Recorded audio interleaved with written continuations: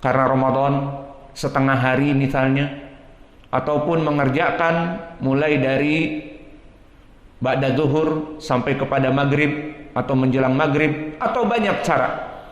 Maka tidak ada dalam permasalahan ini udzur yang syar'i para pekerja-pekerja untuk dia itu berbuka di siang hari. Maka ayat-ayat di sini maknanya la yukallifullahu nafsan illa wus'aha wa ma ja'ala 'alaikum fid dini min haraj. Pendalilannya ma'ruf bagi mereka orang-orang yang memang ashabul a'dzar, seperti orang yang musafir dalam keadaan lelah, dan orang yang sakit, dan orang yang hamil, atau orang yang murdi menyusui, atau asy-syaikh al-kabir atau syaikhah al-kabirah, orang-orang yang jompo yang umurnya 90 tahun tidak bisa menahan makan, maka dia akan lemas karena badannya pun makan pun lemas. Alhasil ini yang ada diberikan udzur di dalam asy-syariah. Adapun kuli, pekerja keras dan sebagainya, maka kemudian mengatakan fattaqullah mastata'tum, maka ini adalah perkara yang salah kaprah, gagal faham. Kemudian beristidlal juga penulis dengan hadis ba'da man taha min al-adillah al-Qur'aniyah istadalla al-muallif bil hadis. Qala al-Imam al-Bukhari rahimahullahu taala haddatsana Ismailu haddatsani Malik an Abi Zinad anil A'raj an Abi Hurairah ani Nabi sallallahu alaihi wa ala alihi wasallam qala da'uni ma taraktukum innama halaka man kana qablakum bisu'alihim wa ikhtilafuhum ala anbiya'ihim wa ikhtilafihim ala anbiya'ihim fa idza nahaitukum an syai'in fajtanibuh wa idza amartukum bihi wa idza amartukum bi amrin fa'tu minhu mastata'tum, muttafaqun alaih.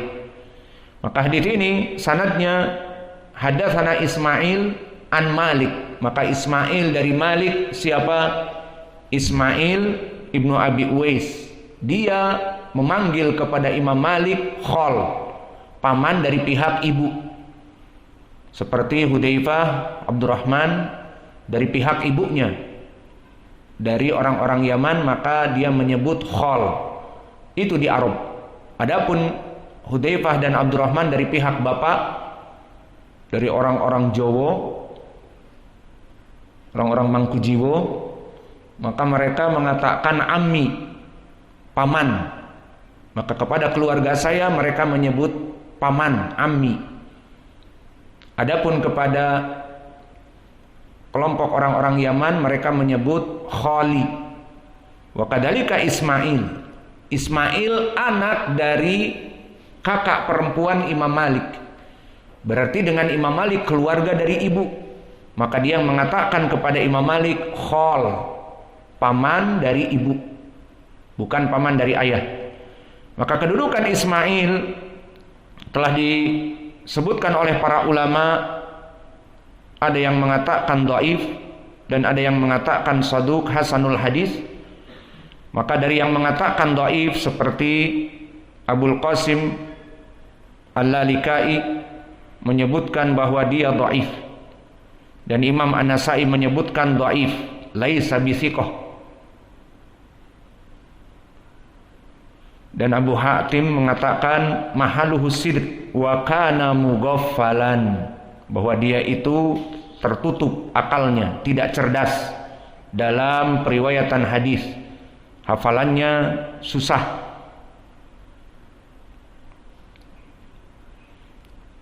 Dan begitupun Yahya ibnu Ma'in saduqun dhaif, dhaiful aql, laisa bidak. Maka dia saduq dari segi amanah, bukan pendusta, namun akalnya dhaif, laisa bidak, tidak seperti para perawi-perawi yang lain. Dan di antara mereka ada yang mensikohkannya namun tidak sampai kepada thiqah, hanya saduq. Seperti Imam Ahmad mengatakan la ba'sa bihi, maka dia itu hadisnya pas-pasan. Alhasil dari ucapan para ulama, maka Ismail Ibnu Abi Uwais di sini bisa rawi yang saduq atau rawi yang dhaif, lainul hadis. Kemudian meriwayatkan dari Imam Malik, dan Imam Malik ma'ruf, Malik Ibnu Anas Al-Asbahi, Imam Darul Hijrah.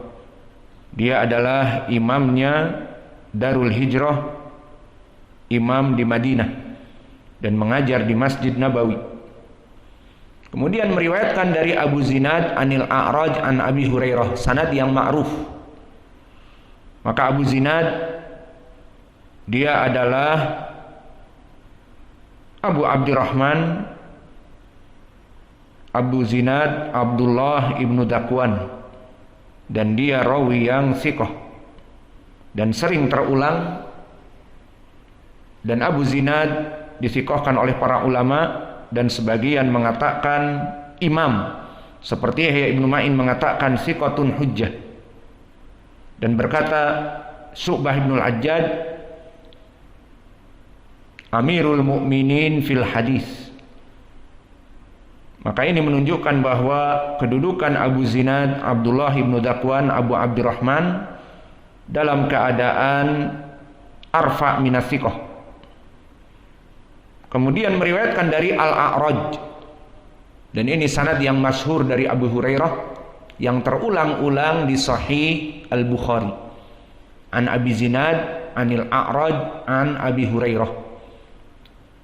Maka siapa Al-A'raj? Abdurrahman ibnu Hurmuz, dan dia pun di atas derajat thiqah, telah dithiqahkan oleh para ulama. Dan berkata Al-Waqidi thiqatun katsirul hadis.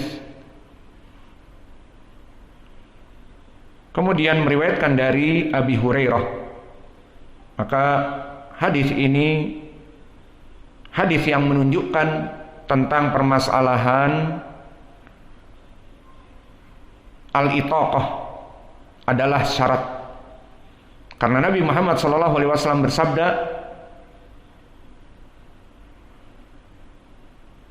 "Faida amartukum bi amrin fa'tu minhu mastata'tum."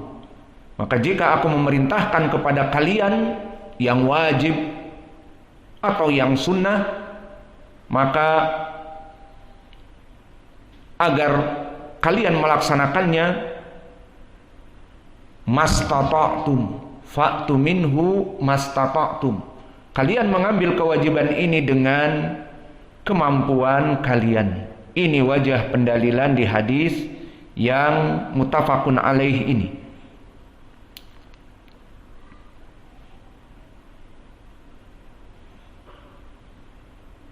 Kemudian beristidlal juga penulis dengan ayat Al-Quran, "Faman kana minkum maridun aw ala safarin fa'iddatun min ayamin ukhar."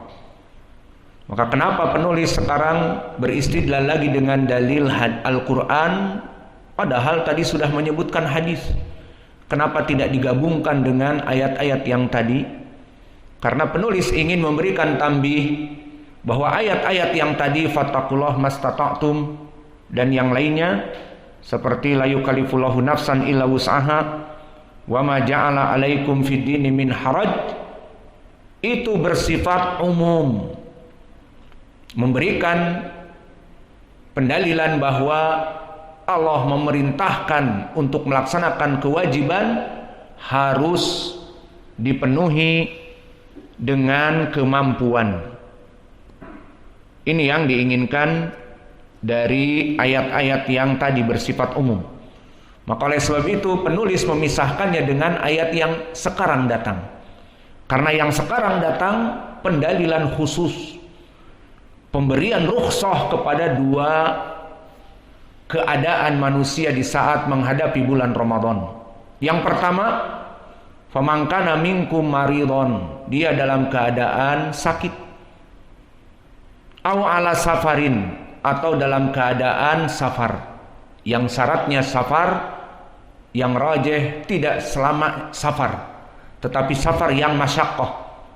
Adapun saya safar sekarang misalnya ke Jakarta, kebanyakan dari Padang ke Jakarta pagi, maka setelah saya sahur dan saya berada di Padang, sudah bermalam di Padang, tinggal mungkin diantar atau naik mobil ke bandara 15 menit, kemudian naik pesawat ke Jakarta jam 7, maka sampai di Jakarta 1 jam, dijemput, dibawa ke rumah ataupun ke tempat kajian, selesai, tidak ada masyaqqah.